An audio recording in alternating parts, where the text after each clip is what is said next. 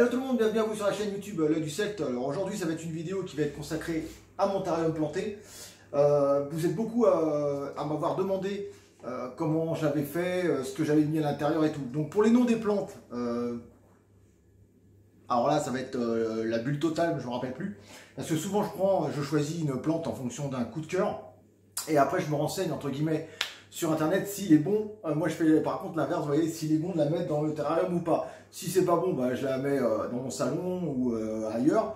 Et si c'est bon, bah, je la mets dans mon terrarium planté. Donc comme vous le voyez, hein, on est sur un... Hop, on va descendre la caméra. Attention, mieux que le grand 8. Donc là, on est sur un terrarium qui fait 90 sur 45 de profondeur, sur 90 de haut, donc de la marque Exoterra.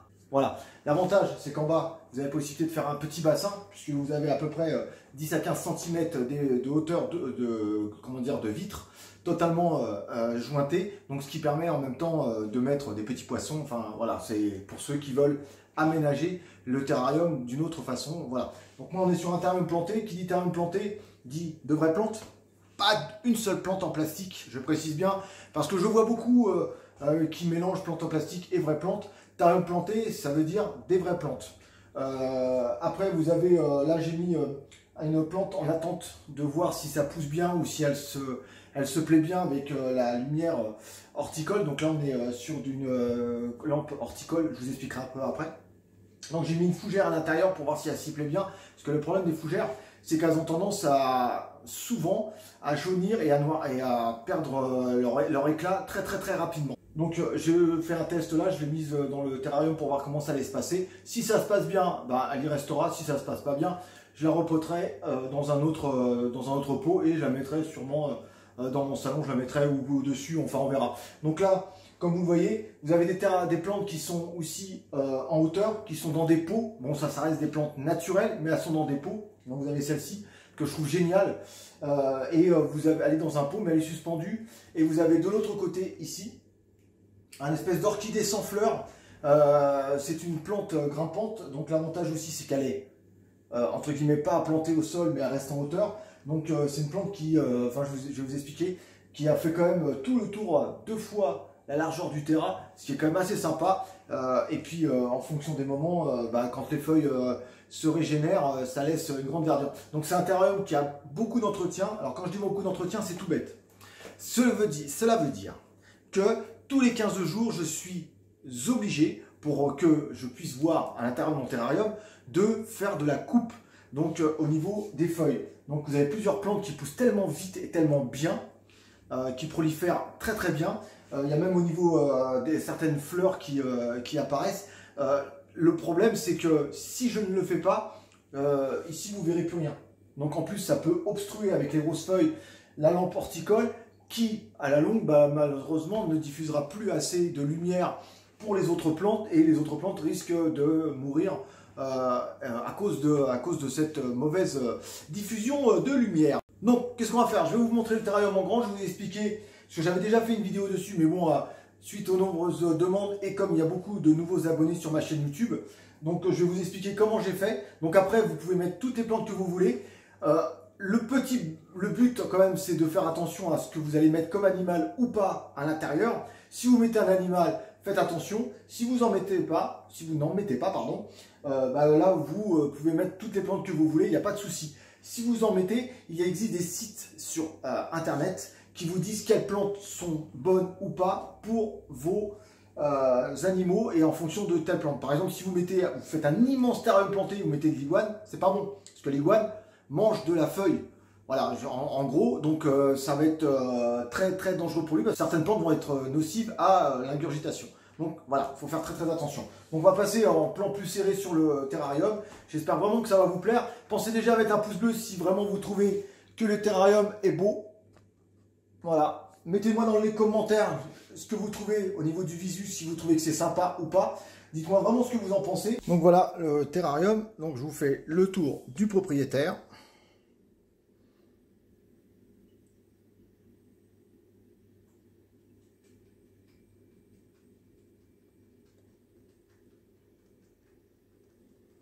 Donc ça laisse quand même un très beau visu. Donc dites-moi dans les commentaires si vous trouvez que le visu vous plaît. Au niveau de l'agencement, tout ça. Donc on va partir déjà par rapport à la lampe. Alors normalement ça devrait faire peut-être des petits balayages lumineux, je suis vraiment désolé. Mais là j'ai pas le choix. Ici vous êtes sur une lampe Terra LED qui est vraiment très très performante. Donc c'est une lampe avec double spectre. Alors je sais pas si vous allez voir une lampe blanche ici et une lampe jaune ici. Donc ça, il n'y a pas le rendu en caméra, je suis désolé. Donc c'est ce qui va permettre aux plantes de s'épanouir le mieux possible. Voilà. Donc ici vous avez, bon bah ça c'est les aliments. Ici, vous avez cette plante qui était toute petite au début, et regardez. Donc, on arrive quand même à près de 30 cm de longueur. Ah bah tiens, quand on parle du loup.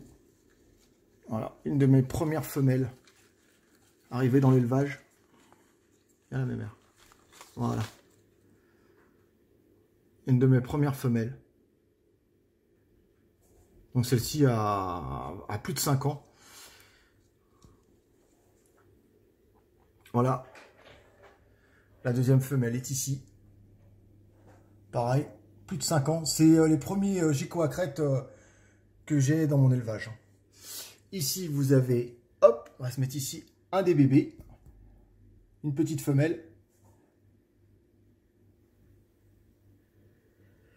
Et il y en a un ici. Donc ça, c'est le petit mâle issu de la repro. Donc on voit bien qu'il a des coucougnettes, donc c'est bien un mâle. On va essayer de l'attraper. C'est le fameux zébré que je vous parle tout le temps. C'est des phases qui sont assez rares. Voilà. Donc le magnifique gecko à crête zébré. Comme vous pouvez le voir, donc ça va sur les flancs, ça remonte. Et aussi sur le ventre. Et il est sublime. Donc celui-ci reste à l'élevage. Voilà. Donc le fond. J'ai gardé le fond d'origine, le polystyrène qu'il y a quand vous achetez le terrarium. Qu'est-ce que j'ai mis? J'ai mis du silicone, donc qui est réservé à tous les aquariums. C'est un silicone blanc transparent qui est réservé aux aquariums, donc il n'y a pas d'émanation toxique. Et dessus, une fois qu'il était couché, le terrarium, j'ai saupoudré du l'humus de coco. Donc vous voyez. Et une fois que l'humus de coco avait bien pris et séché dans le silicone, j'ai remis le terrarium droit et tout le surplus, je l'ai aspiré et je l'ai gardé parce que voilà, ça pourra servir plus tard. Sur les côtés, j'ai mis du liège, ici. Pareil, silicone plus humus de coco, donc des deux côtés. Pas toute la vitre, mais une partie seulement, parce que je voulais faire un retour. Ensuite, ici, vous avez des écorces de liège que j'ai collé avec une colle spéciale qui est vraiment faite pour tout ce qui est aquarium. Donc c'est une espèce de résine. Donc il n'y a pas de diffusion toxique ou quoi que ce soit. Donc ce qui permet en même temps, comme vous voyez, je vais mettre mon doigt à l'intérieur, d'avoir plein de cachettes naturelles pour les geckos. Donc vous voyez, j'en ai mis un peu partout. Voilà, ici. Ici, j'ai fait comme un espèce de cache. Vous voyez, qui va juste ici. Et là, on a ce qu'on appelle la brumisation. Donc ici, vous avez, parce qu'un tuyau qui sort, c'est pas très joli. Donc là, vous avez, quand je l'enclenche, vous avez la brumisation qui sort ici. Donc là, vous avez là le tuyau. Et ça va permettre de diffuser une brume et d'augmenter le taux d'hygrométrie dans le terrarium. Voilà, donc ça va tout en bas. On va passer à la partie la plus importante, parce que beaucoup de gens me demandent. Alors, on va se mettre comme ça sera plus simple. Voilà. Donc, les billes d'argile, le feutre. Au-dessus du feutre, vous avez du terreau bio. Au-dessus du terreau bio, vous avez de l'humus de coco. Voilà. Et vous voyez, ici, ça permet en même temps de filtrer l'eau quand il y en a trop ou en surplus haute. Et vous voyez, j'ai même eu des petites racines qui passent à travers le feutre et qui vont s'accrocher dans les billes. Voilà. C'est assez rare parce que comme les plantes sont quand même assez poussées, ici, vous allez avoir là c'est une racine de vigne, voilà, qui est vraiment bien accrochée, que j'ai croisée avec des bambous. Il y en a deux, donc ça fait comme une croix, et j'ai mis ça donc avec la racine de vigne, un pied de vigne plutôt, voilà, qui va jusqu'en bas, donc bien enfoncé dans le sol, bien. Le principe, c'est de, quand vous avez de la déco ou autre, c'est surtout que ça soit bien, comment dire, fixé, que ça ne bouge pas, parce que si ça peut retomber sur votre bête, ça pourrait vraiment lui faire du mal. Derrière, vous avez une fontaine, ici, voilà. Ouais. va écarter un peu la plante. Voilà, vous avez une fontaine ici.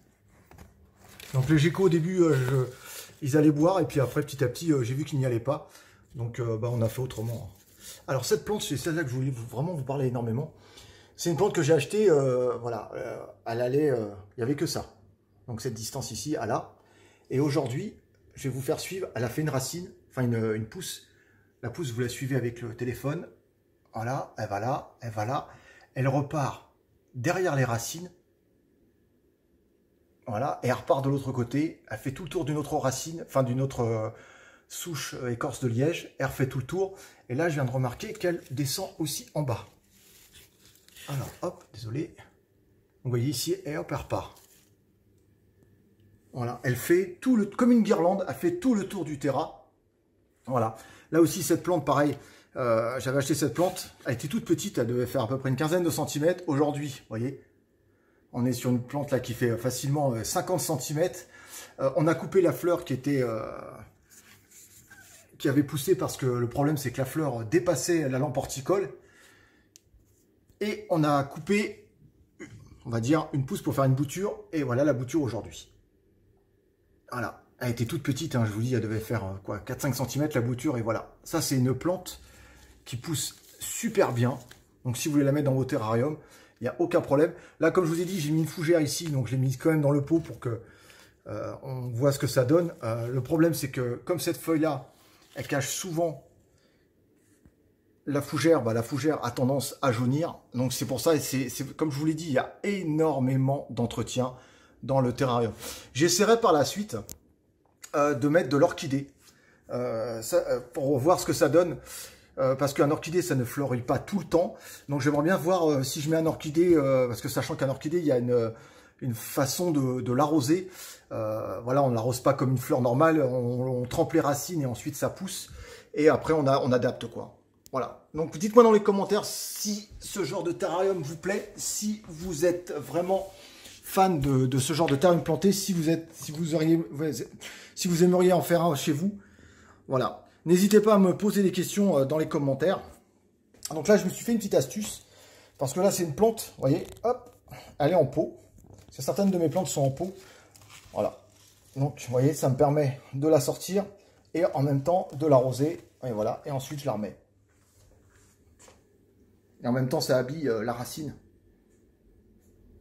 Donc, vous voyez, on a quand même une bonne épaisseur. Terre toujours humide, vous voyez, légèrement humide. Donc là, dans cet terrarium, j'ai mis des geckos à crête, mais il y a d'autres espèces qui peuvent très bien s'implanter dans ce genre de terrarium.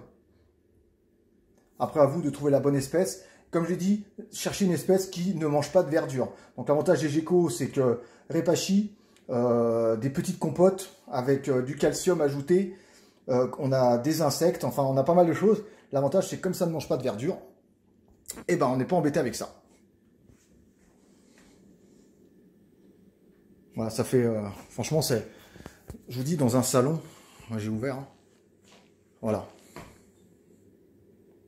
ça laisse quand même ça fait un beau tableau vraiment verdoyant, c'est super agréable, c'est reposant. Et franchement, moi si vous pouvez vous en faire un vous dans votre salon ou ailleurs, hein, n'hésitez pas. Comme je peux vous dire que comme rendu, c'est super sympa. Et quand vous avez des gens qui arrivent chez vous et qui ne connaissent pas et qui découvrent sans être attirés par les reptiles, on peut toujours faire des terrariums plantés sans mettre de reptiles dedans, hein. C'est pas une obligation quoi. Là c'est plutôt une continuité dans la passion.